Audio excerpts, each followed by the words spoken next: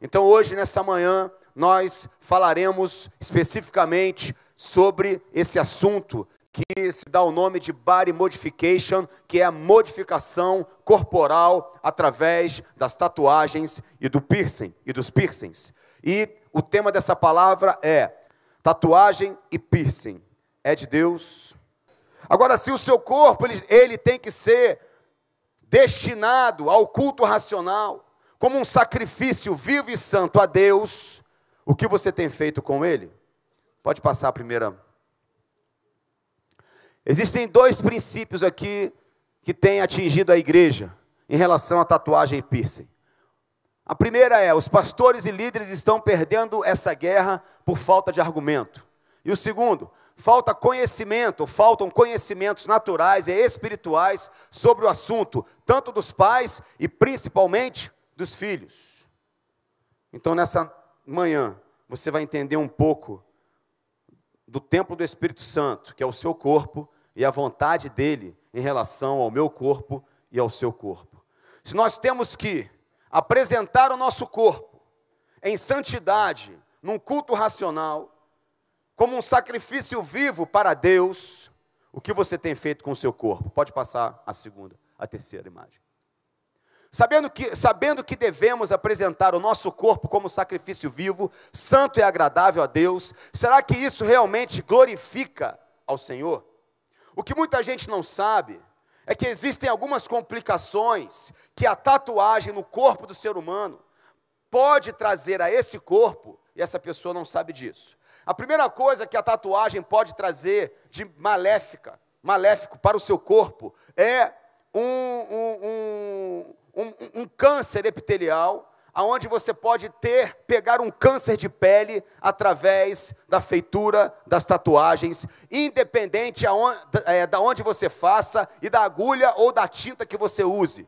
Isso aqui é um rapaz que fez uma tatuagem no seu corpo e ele pegou uma infecção pela tinta da tatuagem e o corpo dele ficou dessa maneira. Graças a Deus ele não perdeu o braço, mas ele quase perdeu. Você acha que realmente alguma coisa que vem de Deus, se Ele diz que o nosso corpo é templo do Espírito Santo, você acha que alguma coisa que puder trazer alguma coisa maléfica para esse templo, para esse corpo, realmente vem do Espírito Santo de Deus para as nossas vidas? Pode deixar aí mesmo. Agora, como que sabemos que o templo do Espírito Santo, que é a Bíblia, se refere ao nosso corpo? Simples, é só continuar lendo o manual do fabricante. Diga, o templo do Espírito Santo é o meu corpo. Diga para a pessoa que está do seu lado, o templo do Espírito Santo é o seu corpo. Referência, 1 Coríntios capítulo 6, versículo 19. 1 Coríntios 6, 19. Ou não sabeis que o nosso corpo é o templo do Espírito Santo, que habita em vós, proveniente de Deus, e que não sois de vós mesmos. Versículo 20. Porque fostes comprados por bom preço. Glorificai, pois, a Deus no vosso corpo e no vosso espírito, os quais pertencem a... Diga para a pessoa que está do seu lado, o seu corpo não é seu, viu, cabeção? Diga assim para outra pessoa, o seu corpo pertence a Jesus. Quem está entendendo, diga amém. Querido jovem, o seu corpo... Ai, quem manda no meu nariz sou eu. Meu irmão, nem no seu nariz você manda, porque, sabe, o sangue de Jesus na cruz do Calvário comprou o seu nariz, comprou a sua orelha, comprou o seu umbigo, comprou a sua boca, comprou o seu corpo inteiro, o seu espírito e a sua alma. Você pertence por completo. Diga para a pessoa que está do seu lado, você é todinho do Pai, querido. Aleluia. Exercendo a cruz, livro de Mateus capítulo 26, versículo 39. E indo um pouco mais para adiante, prostrou-se sobre o seu rosto, orando e dizendo, meu Pai, se é possível, passe de mim este cálice, todavia, não seja como eu quero, mas como tu queres. Há muito tempo atrás, irmãos, quando eu me converti, eu fiz 3 dias de jejum de água. E quando eu vim para o reino, eu disse para Deus, Deus, agora eu vou glorificar o teu nome através do meu corpo. Eu tenho 75% do corpo tatuado. De 50% dessas tatuagens, de 100% dessas tatuagens, 50% delas foram feitas para homenagear entidades da Umbanda, do Candomblé e do Queto. Quando eu cheguei na presença do Senhor, queridos, e quando eu falei assim, agora eu vou escrever, eu vou apagar tudo que é tatuagem no meu corpo e vou escrever versículos bíblicos. Deus é fiel, santidade ao Senhor. Eu vou fazer um leão da tribo de Judá nas minhas costas. Querido, eu amava essa prática, eu admirava a prática da tatuagem, do piercing. O meu rosto era todo furado, eu tinha 2 alargadores de 14 milímetros em cada orelha. A medicina diz que depois de 12 milímetros só fecha com cirurgia. Quando Deus mandou tirar, em uma semana fechou sozinho. Eu tinha um spike que atravessava na minha boca e prendia na gengiva. E quando eu fui na presença do Senhor, eu disse, não, agora eu vou fazer em seu nome, agora eu vou fazer para te glorificar. A juventude da igreja, os homens, as mulheres, até mesmo a família, tem uma boa intenção, querem glorificar a Deus através do seu corpo, e pensam que realmente a tatuagem, o piercing pode fazer isso. Será que pode ou será que não pode? Quando eu orei a Deus, e Ele falou para mim, eu não estou nesse negócio, eu tomei um choque, porque eu falei, Deus, mas eu gosto tanto, como é que o Senhor não está nisso? E Ele falou, e tem mais, além de eu não estar nesse negócio, você vai escrever um livro para mim. Eu disse, eu não, manda outro, eu não quero escrever nada. E Ele foi falando ao meu coração, e eu demorei 8 anos para escrever um livro sobre esse assunto. E Ele disse, primeiro eu vou te revelar a história natural da tatuagem, e do piercing também. Eu falei, por quê? Porque estudando a história natural da tatuagem do piercing, você vai chegar na história espiritual. E chegando na história espiritual, eu vou te mostrar qual é o principado e a potestade que estão por detrás dessas práticas. Diga para a pessoa que está do seu lado, quando você estuda o natural, você chega no espiritual. Agora você sabe aonde que eu consegui esse acervo tão privilegiado desse estudo da tatuagem do piercing? Diga para a pessoa que está do seu lado, no Google, cabeção. No Google. O problema é que eu e você fazemos coisas sem primeiro saber de onde elas vêm, ou da sua origem. No Oriente, China e Japão, a tatuagem estava vinculada às divindades configuradas nos símbolos. Os líbios tatuavam-se para a deusa Neite, e os egípcios para Antárgates, e na Síria para vários tipos de deuses. Ou seja, a tatuagem ela foi criada para homenagear deuses estranhos. Logo podemos constatar que na antiguidade a tatuagem associava-se ao culto de deuses estranhos e era praticada durante ritos dedicados por feiticeiros. O sangue que brotava das feridas, o qual segundo criam, levava consigo os espíritos malignos, que dá a ideia de consagração. A tatuagem foi criada pelos gentios e para cultuar demônios. Livro de 1 Coríntios, capítulo 10, versículo 20, diz, antes, digo que as coisas que os gentios sacrificam, as sacrificam aos demônios e não a Deus. E não quero que sejais participantes com os demônios. 1 Coríntios 10, 21, não podeis beber o cálice do Senhor e o cálice dos demônios, não podeis ser participantes da mesa do Senhor e da mesa dos demônios. No ano de 2160 a.C., a 1994 a.C., múmias de mulheres egípcias, como Amuné, que é uma múmia muito famosa, possuem traços e inscrições na região do abdômen. O livro de Ezequiel, capítulo 20, versículo 7, diz, então lhes disse, cada um lance de si as abominações dos seus olhos, e não vos contamineis com os ídolos do Egito, eu sou o Senhor vosso Deus. 509 a.C. a 27 a.C., os imperadores romanos determinam que, para não serem confundidos com súditos mais bem afortunados, prisioneiros e escravos sejam tatuados. Em 1600 depois de Cristo, com o fim das guerras feudais no Japão, os serviços dos samurais tornam-se desnecessários. Surge então a famosa máfia Yakuza japonesa, e com ela as tatuagens tornam-se obrigatórias para os seus membros. 1759 depois de Cristo, em expedição à Polinésia, o navegador inglês James Cook nota a tradição local de marcar o corpo com tinta, na língua local chamado tatao, e hoje tatuagem. 1831 a 1836 depois de Cristo, a bordo do HMS Beagle, Charles Darwin registra que a maioria dos povos do planeta conheciam ou utilizavam algum tipo de tatuagem em seus corpos. Em 1891, depois de Cristo, o americano Samuel Orlin patenteia a máquina de tatuar. Trata-se de uma adaptação de uma invenção de Thomas Edison. 1942, durante a Segunda Guerra, os nazistas tatuavam um número no corpo dos judeus para identificá-los como prisioneiros nos campos de concentração.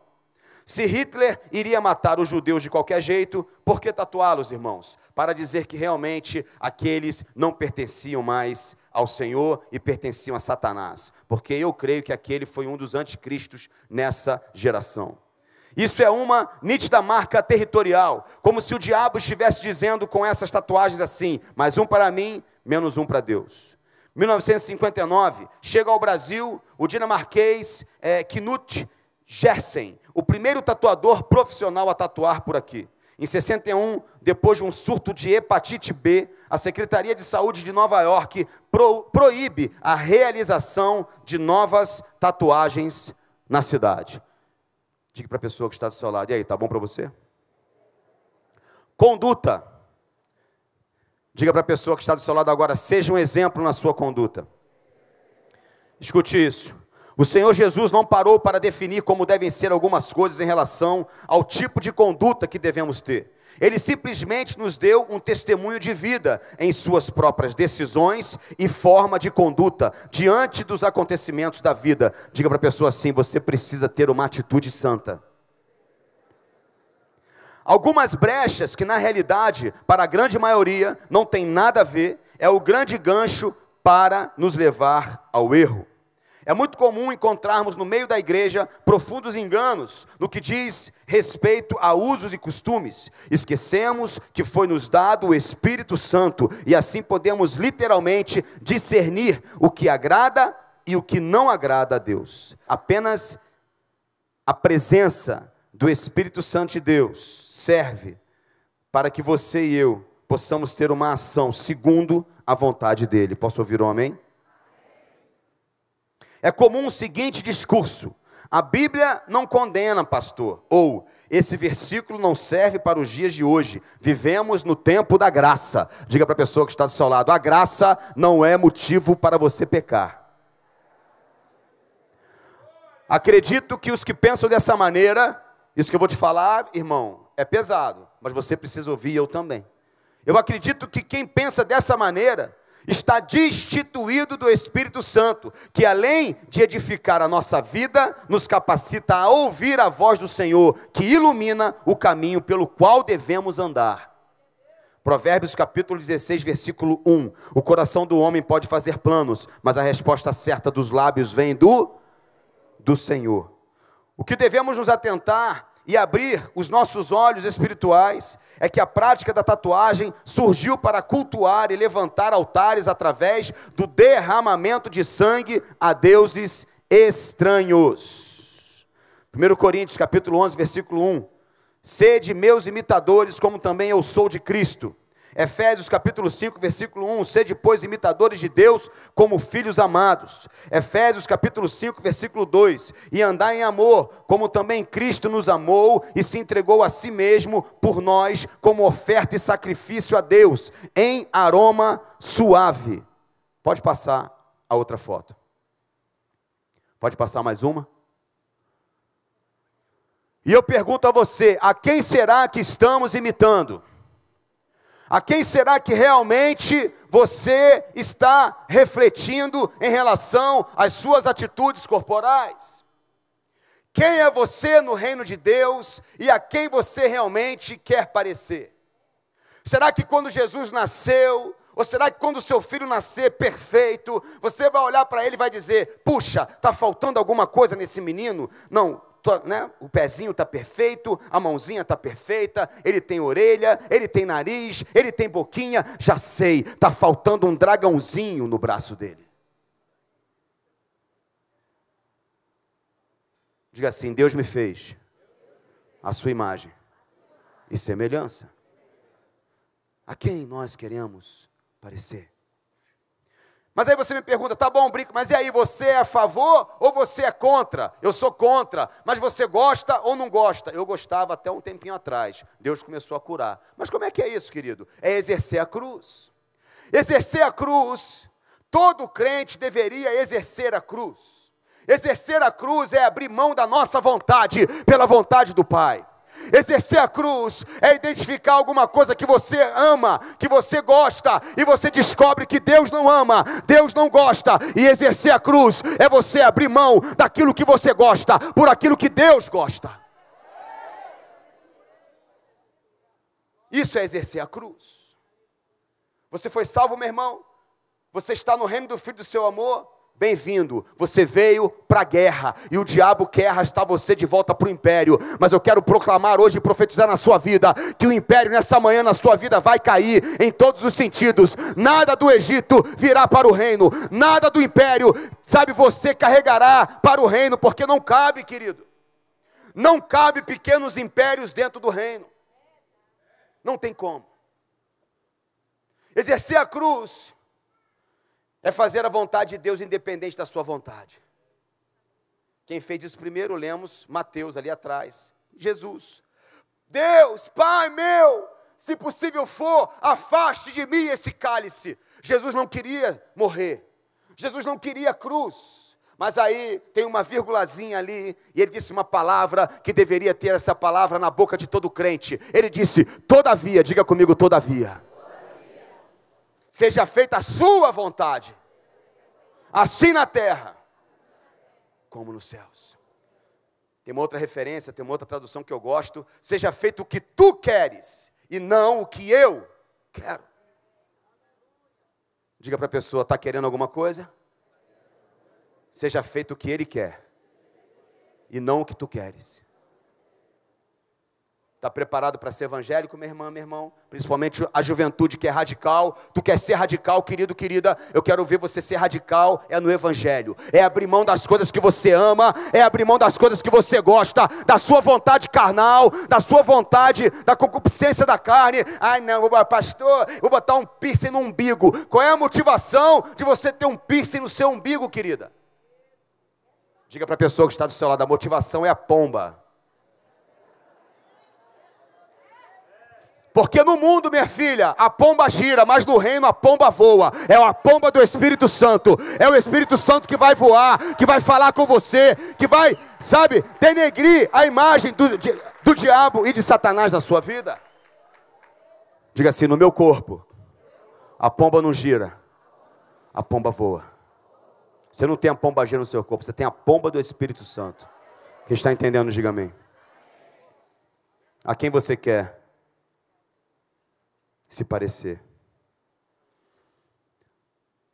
Agora eu vou à grande polêmica, a revelação que Deus fez para mim espiritual. Eu não queria escrever o livro em função dessa revelação, porque eu falei, Deus, essa revelação é muito doida. Então, se o Senhor não me der uma ponte teológica, eu não vou escrever. Sabe por quê, amados? Revelação de Deus para a vida de qualquer pessoa, sem uma ponte teológica. O que é a ponte teológica? É a testificação, é a revelação dada por Deus, e essa revelação tem uma testificação na sua palavra. Quando a revelação vem sem a ponte, meu irmão, é doutrina, vira algo pessoal. E ele disse para mim, meu filho, toda tatuagem, independente dela ser gospel ou secular, ela sangra. Diga, sangue. Sabia que tudo que é relacionado a sangue, se você for fazer qualquer coisa, qualquer cirurgia, qualquer coisa, relacionado a sangue derramado, você precisa orar muito. Gera preocupação, gera temor, você fica preocupado. Pode ser um cortinho que for. Ah não, mas se o seu filho fizer um pequeno corte e sangrar, você vai se preocupar, você vai tentar estancar aquele sangue. Sabe por quê, meu irmão? Porque sangue é vida. E o derramamento de sangue, na maioria das vezes, traz uma aliança consigo. E toda aliança gera um altar. Diga-se comigo, igreja, toda aliança gera um altar. E aí Deus falou comigo claramente, meu filho, o problema da tatuagem não está no seu desenho. não é o que você escreve no seu corpo. Você pode até escrever, Deus é fiel, ou seja lá o que for. O problema da tatuagem é que qualquer tatuagem sangra, querido. Porque a tatuagem não é feita em cima da pele, é na epiderme, é uma microcirurgia. E eu posso falar isso porque eu tenho moral para isso, querido. Não é um pastor aqui de templo virgem que está lhe falando, não. Esse templo é colorido. E eu amava a prática do body modification. E toda tatuagem sangra. E Deus falou comigo, o problema da tatuagem não é o desenho, é o sangue derramado. Por quê, Senhor? Porque toda tatuagem sangra. E todo sangue derramado, de qualquer tatuagem que você faça no meu templo, ele é derramado no altar de um demônio chamado Moloque. Moloque, como um cão sardento e vira-lata, ele foi acostumado pelo povo de Deus a se alimentar de sangue. E não é qualquer sangue, não é sangue de fariseu, não é sangue de amonita, é sangue de crente, diga sangue de crente. O próprio povo de Israel acostumou a esse demônio a se alimentar de sangue, e não é qualquer sangue, é sangue de crente e sangue de jovem. Porque a semente não era a semente de ancião e dos velhos da época. Eles davam a Moloque os seus filhos mais tenros. Sabe o que Deus falou comigo, queridos? Que hoje, o povo de Israel não tem como dar essa semente da maneira que era dada lá na época de Levítico. Porque se você matar o seu filho, você é preso, é assassinato. Você sabe como é que hoje Moloque volta, bate na mesma casa, igual aquele cachorro, para se alimentar do mesmo sangue? Sabe qual é o sangue que é derramado? O sangue do corpo do crente, para esse demônio se alimentar novamente dentro da igreja. Diga comigo, tatuagem. Diga assim, o meu corpo é templo do Espírito Santo de Deus. Satanás está tentando realizar no homem o seu mais ardente desejo. O que vemos hoje é aquilo que Deus criou, a sua imagem e semelhança, se tornar a cada dia bem diferente dele. A palavra de Deus diz, o manual do fabricante, no livro de Levíticos, capítulo 19, versículo 28. Ah, mas isso é Velho Testamento. Eu comecei aqui essa palestra lendo Levíticos, que manda o seu povo ser santo. E logo depois eu li lá no Novo Testamento, 1 Pedro, que manda, um outro versículo que diz, sede santos porque eu sou. O mesmo versículo no Velho Testamento, você consegue ler no Novo. O que isso significa? Significa que realmente existem versículos no Velho Testamento que são temporais, para um povo, para uma igreja, mas no mesmo versículo existem também versículos perpétuos. Mesmo lá no Velho Testamento, existem versículos de Deus que para mim e para você são perpétuos, para a vida inteira. Lá em Levítico está escrito, sede santos porque eu sou santo, e a santidade é até Jesus voltar. Independente se está escrito no Velho ou no Novo Testamento, é um mandamento, não é temporal, é até Jesus voltar. Diga para a pessoa que está do seu lado, é até Jesus voltar, meu irmão. Então já cai por terra esse negócio, Velho Testamento não serve para os dias de hoje. Isso é uma mentira do inferno. Isso não existe, meu irmão. Levíticos capítulo 19, versículo 28 diz, pelos mortos não dareis golpes na vossa carne, nem fareis marca alguma sobre vós, eu sou o Senhor. Escute isso. No seu original, no hebraico, a palavra marca vem de um verbo chamado serite. E esse verbo serite, ele quer dizer tinta que não sai do corpo ou marca em seu próprio corpo. Tinta que não sai do corpo é tatuagem, meu irmão. E marca que não sai do corpo é o seu piercing que está aí e homenageando um dos deuses da Índia. Então na NVI, que é a linguagem que eu vejo, que é a mais próxima daquilo que é o original, vem escrito, não façam cortes em seus corpos por causa dos mortos.